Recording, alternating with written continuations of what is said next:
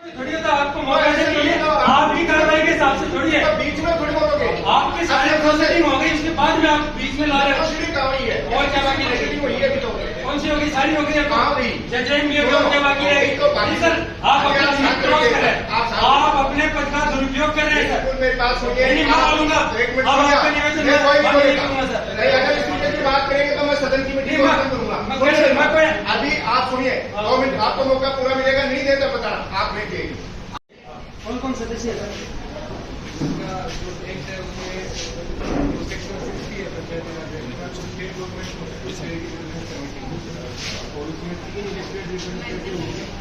कौन है सर? इतना समिति में कौन है? मैं वो नहीं पूछ रहा हूँ, नियम नहीं पूछ रहा हूँ, है कौन? बड़े दुर्भाग्य की बात है, पंचायत समिति की सदस्यता समिति नहीं है। अब मैं बात ये कर, अब नहीं है सर, नहीं है तो नहीं है, मैंने बोल दिया।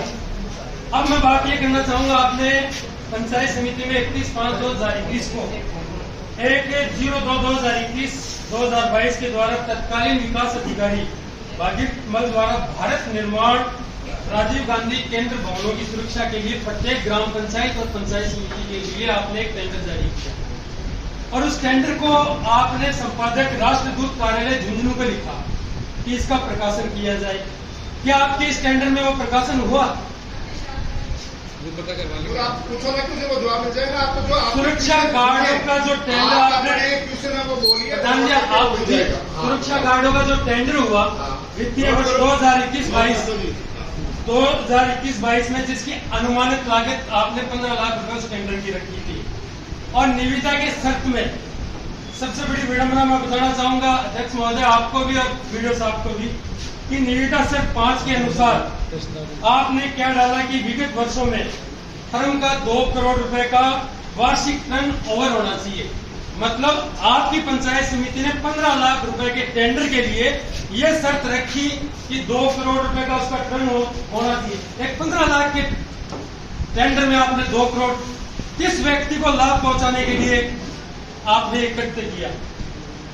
फिर उसके बाद में 15 लाख करने के बाद में ये जो 2 करोड़ का आपने नियम लगाया, उसके बाद में आपने एक गौरव सेनानी वेलफेयर कोऑपरेटिव सोसाइटी लिमिटेड को 11 जून 2021 को 41 सुरक्षा गार्डों के लिए 6,802 रुपए की राशि के लिए टेंडर स्वीकृत कर दिया। अब मैं आपका वीडियो साहब ध्यान आकर्षण करना चाहूंगा कि एक सुरक्षा गार्ड को आपने 6,802 रुपए आप देते हो तो 12 महीने के उसके 81,624 रुपए होते हैं। कितने होते हैं? 81,624। तो पूरी 41 जो सुरक्षा गार्ड है सभी पंचायतों और पंचायत समिति में, तो उनका टोटल करते हैं तो 33,46,584 रुपए आप जारी करते हो या कर चुके हो। आपका टेंडर 15 लाख का और आप उसको राशि किस हिसाब से दे रहे हो? सबसे बड़ा भ्रष्टाचार है आपके इस टेंडर के अंदर। जब पंचायत में हम जांच करते हैं इस मामले को लेकर तो 8,989 रुपए प्रतिमाह भुगतान गौरव सेनानी कोऑपरेटिव सोसाइटी लिमिटेड को किया जाता है। आपने 6,802 रुपए निर्धारित किए थे, लेकिन आपके भुगतान को जब चेक किया जाता है तो 8,989 रुपए आप भुगतान करते हो। उस हिसाब से आप 44,22,588 रुपए भुगतान करते हो आपकी कैलकुलेशन के हिसाब से। टेंडर था 15 लाख का। अब मैं निवेदन करना चाहूंगा कि निविदा में जो आपने फर्म में जो फर्म ली है उसकी जो हार्ड कॉपी जमा होती है ऑनलाइन दर्ज होने के बाद में, उसके अंदर सभी जगह कोषाध्यक्ष ने साइन किए और जबकि नियम ये है कि उसका अध्यक्ष या सेक्रेटरी उसको हैंडल कर सकता है। निविदा पूर्ण होने की राशि थी 6,802 रुपए, उसके अंदर आपने 5,850 रुपए टोटल रखे, उसके बाद में 1 रुपए सर्विस चार्ज दिया, 761 रुपए आपने पीएफ के किए, 190 रुपए करके 6,802 रुपए आपने 6 सदस्यों की कमेटी ने ये सुरक्षा गार्डों के टेंडर को प्रस्तावित किया, जिसमें माननीय प्रधान जी भी थे, तत्कालीन वीडियो साहब भी थे और जो भी उसमें लेखाधिकारी जो भी कार्यालय उसमें इनकी थे। निविदा में 3 फर्मों ने भाग लिया, जिसमें एक थी एलएम सिक्योरिटी, जिसको ये कह के आपने बाहर निकाल दिया कि 2 करोड़ रुपए का टर्नओवर आप करनी है इसलिए आपको बाहर किया जाता है। दूसरी फर्म थी लीडर स्टार सिक्योरिटी, उसको आपने 2020-21 का टर्नओवर साथ में नहीं लगा हुआ था, टर्नओवर था केवल मात्र उसकी कॉपी संलग्न नहीं दिखाई और साथ में गृह व नागरिक सुरक्षा राजस्थान जयपुर का प्रमाण पत्र 31/10/2021 तक वैध है। मतलब आपने क्या कहा, सेकंड पार्टी को 31/10/2021 तक आपका वो सर्टिफिकेट वैध है। आप टेंडर करते हो मई के अंदर, जून के अंदर, और आप उसको उसकी डेट आती है एक्सपायर होने की 31/10/2021 को। उसके बावजूद भी आप उस फर्म को क्या करते हो, लीडर सिक्योरिटी को आप वर्कआउट करते हो, क्योंकि आपको किसी व्यक्ति विशेष को ये टेंडर देना था। उसके बाद में आपने जो पूरी प्रक्रिया करने के बाद में आपने इन पे ये जो नियम लागू किया, इसके विपरीत एक नियम गौरव सेनानी को जो आपने टेंडर जारी किया था उस पर भी लागू हो रहा था।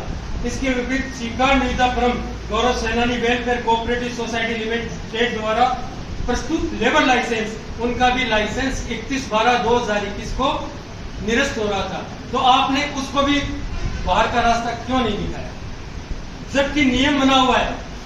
अब इसका नियम क्या है, वीडियो साहब आपको पता हो किसी भी अधिकारी को है तो आप बता सकते हो, कोई भी अधिकारी। वो आपका अपना क्वेश्चन कीजिए, वो अकाउंट वो देख लेगा। वो मेरा सवाल है सर, तो आप जवाब जबकि नियम क्या बना हुआ, मैं बता देता हूँ सर आपको।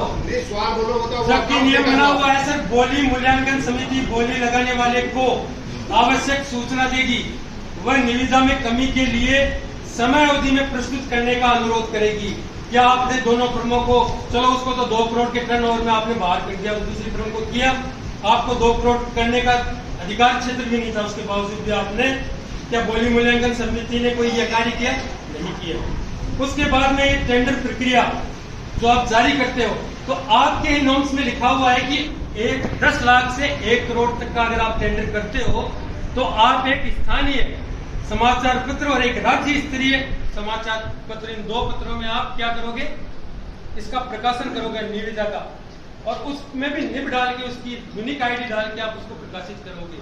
जब आप ये कार्रवाई नहीं करते हो तो आपका जो टेंडर है वो स्वतः ही निरस्त हो जाता है, क्योंकि आपने टेंडर की प्रक्रिया को सफल नहीं किया। तो ये दोनों ही चीजें, न तो स्थानीय कोई समाचार पत्र में आपने कोई प्रकाशन डाला और न ही कोई राज्य स्तरीय समाचार पत्र में आप प्रकाशन डाला, सबसे बड़ा ये भ्रष्टाचार आपकी पंचायत समिति के अंदर है। उसके बाद में आप क्या करते हो, ये टेंडर जारी होता है आपके लिए 2000 वित्तीय वर्ष 2021 और 22 के लिए।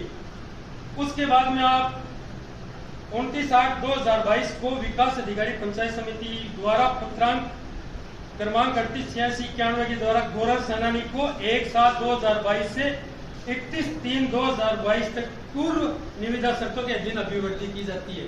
क्या सर वो अभिवर्ती कर सकते हैं? मेरा आपसे सवाल है। आपसे जवाब मिलेगा, आपका बोलते जाइए।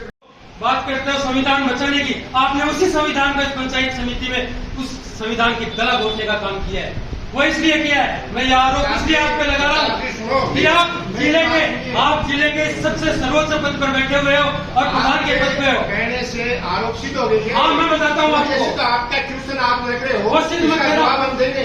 जवाब नहीं देना सर, मैं दे रहा हूँ आपको। आप सबसे बड़े पद जिलाध्यक्ष, कांग्रेस के जिलाध्यक्ष पे भी बैठे हो, आपकी जवाब मिलेगा आपको। आपको जवाब मैं देता हूँ सर, आपके देने से पूरे जिले को अवगत कराना चाहूंगा। इस फर्म को, जो गौरव सेनानी का फर्म है, उसके चेयरमैन कौन है? प्रधान जी महिपाल जी कौन है? आप बताओ, आपको जब बताइए तो आप बता रहे हो।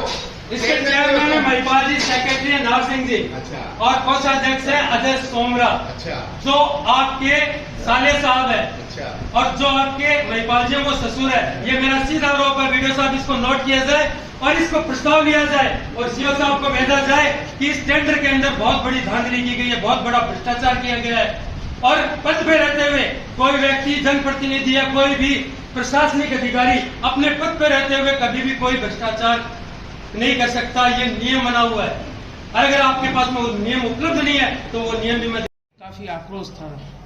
बिल्कुल, आज पंचायत समिति की साधारण सभा आयोजित की गई, क्योंकि काफी लंबा समय हो गया था, आने वाले दिनों में विधानसभा सत्र भी चालू होने वाला था, तो जनहित के मुद्दों का अनुमोदन और कार्रवाई के लिए, लोगों की समस्याओं के लिए हमने आज साधारण सभा की मीटिंग बुलाई। उसमें कई अधिकारी निर्धारित थे और पिछली बार हम अधिकारियों को चेतावनी दे चुके थे कि सक्षम अधिकारी नहीं आएगा तो उसके खिलाफ निंदा प्रस्ताव लिया जाएगा, और हमने तुरंत प्रभाव से कलेक्टर साहब और सीओ साहब को अवगत कराया। उन्होंने संज्ञान लेते हुए संबंधित विभाग के लगभग अधिकारियों को मीटिंग में भेजा, और हमने हमारे जो भी चिकित्सा, शिक्षा, पीडब्ल्यूडी या समाज कल्याण पंचायत राज, इन सभी 5 विभागों और अन्य विभागों पे हमने एक बढ़िया डिस्कशन किया। जनप्रतिनिधियों ने अपने मुद्दे उठाए, जो कई मुद्दों का समस्या का समाधान नहीं हो रहा, उनका अधिकारियों ने आश्वासन दिया है और नदारद रहने वाले अधिकारियों के खिलाफ सख्त कार्रवाई के लिए हम उच्च सदन को भी लिख रहे हैं। आज पंचायत समिति सदस्य प्रताप पुनिया ने भी आप पे सीधे सीधे भ्रष्टाचार के आरोप लगाए हैं, तो उस बारे में क्या कुछ कहना चाहिए? देखिए, कोई भी जनप्रतिनिधि हो, आम नागरिक हो, उसका अधिकार है आरोप लगाना, और वो आरोप सिद्ध होते हैं या नहीं होते, वो आगे की एक प्रक्रिया है। और कोई भी व्यक्ति किसी भी पद पे रहता है, काम करता है, काम करने वाले व्यक्ति पे निश्चित तौर पे आरोप लगते हैं। और आज प्रताप जी अपनी पार्टी का धर्म निभा रहे हैं। आपको पता है, भारतीय जनता पार्टी से वो चुनाव जीत के आए हुए हैं और लंबे समय से उनकी आदत रही है कि जनता की जनहित की बातें तो कम करना, क्षेत्र की समस्याओं पे चर्चा कम करना, एक दूसरे पे आरोप प्रत्यारोप और लगाने की प्रवृत्ति रही है, जिसके लिए हालांकि ये सदन एक मंच नहीं था, लेकिन मैंने कि कोई व्यक्ति ये नहीं कहे कि मुझे मौका नहीं दिया गया, तो अपन ने पहले सारे सदस्यों को सुना गया और उनको बाद में पूरा मौका दिया जब वो संतुष्ट हो गए कि मैंने सारे सवाल कर लिए हैं। जबकि इन विषयों पे आपको पता है, प्रताप जी एक जनप्रतिनिधि होते हुए भी पहले से आरटीआई लगा रखी है, तो आरटीआई में इन चीजों का जवाब मिल सकता है। और जो आरटीआई एक्टिविस्ट बने हुए हैं, उनको सदन में ऐसे सवाल उठा के, आपने देखा जो इस तरीके के सवाल उठने लगे थे, उठाए उन्होंने, तो ज्यादातर जनप्रतिनिधि सदन से उठ के चले गए। जो जिसको रख लेता था, किसी को पैसे आ देता था, ये शिकायतें आती थी। तो हमने एक विधिक प्रक्रिया जो नियमानुसार अपना के एक फर्म को टेंडर दिया गया, और वो फर्म भी कोई प्राइवेट कंपनी नहीं है, एक वेलफेयर सोसाइटी है जो एक्स आर्मी मैन की बनी हुई है, कोई व्यक्ति विशेष की वो नहीं होती है। उसको उन्होंने जब नियम फॉलो किए, तो उस नियमों के तहत